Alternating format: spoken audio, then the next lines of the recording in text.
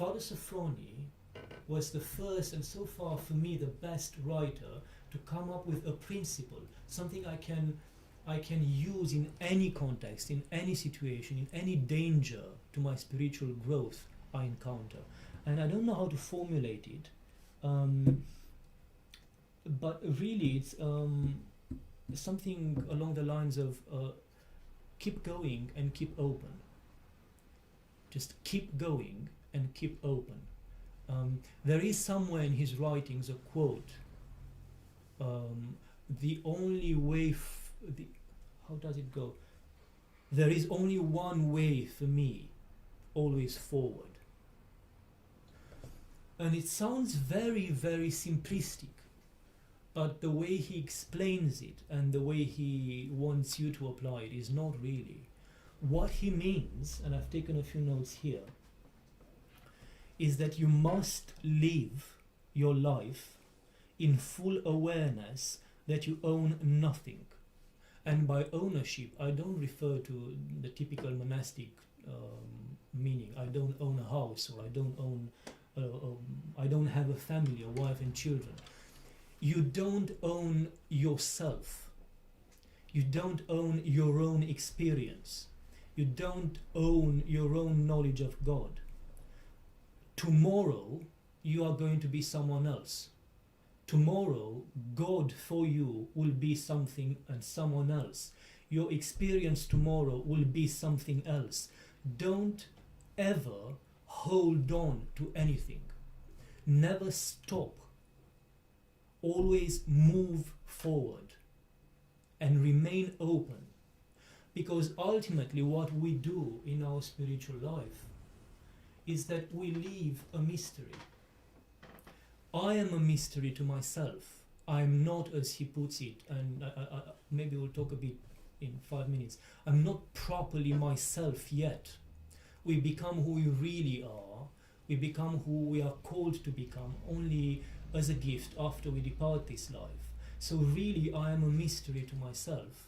God is a mystery to me and will remain a mystery until I will be face to face to him. And the minute you hold on to something, let's say I hold on to an understanding of God, that is the moment you've actually died in your growth. Because that is the moment you've replaced the mystery of the living God with a created concept that your mind can deal with. The minute you can point and say, this is God, that is the moment you can be entirely sure you've missed the point. And you are in fact worshipping an idol. And you are actually now, serving idolatry, not Christianity. This is very important. This idea of owning absolutely nothing. Not yourself, not your experience, not your knowledge, not your God. And to remain open to a mystery. I know nothing, even when I feel I know everything. But that doesn't mean that knowledge is restricted from me or that it is unattainable. I simply didn't get there yet. I tell you this both from my own personal experience, that it is extremely difficult not to fall into this type of idolatry, and as somebody who hears the confession of other people. I'm not venturing figures, but to be honest, I don't think I've met anybody who truly lives that way. Everybody, one way or another, we end up deforming the real God, the true God, in order to fit the idol we've decided we are going to worship, because that idol somehow corresponds to my values.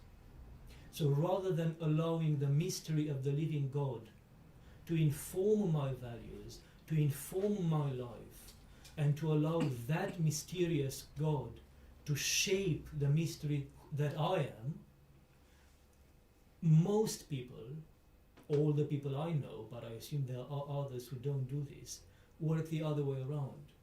And it is this life and the values of this life and the things they hold dear in this life that inform their knowledge of God. And they end up building a God according to their values rather than developing their values according to God. It may sound theoretical, but it's not. It's painfully true and a real disease, extremely common disease. And it is Father Sophrony who's helped me personally, not to cure this, but at least to become aware that I've got the disease, which I imagine is the first step towards, God willing, one day healing from it.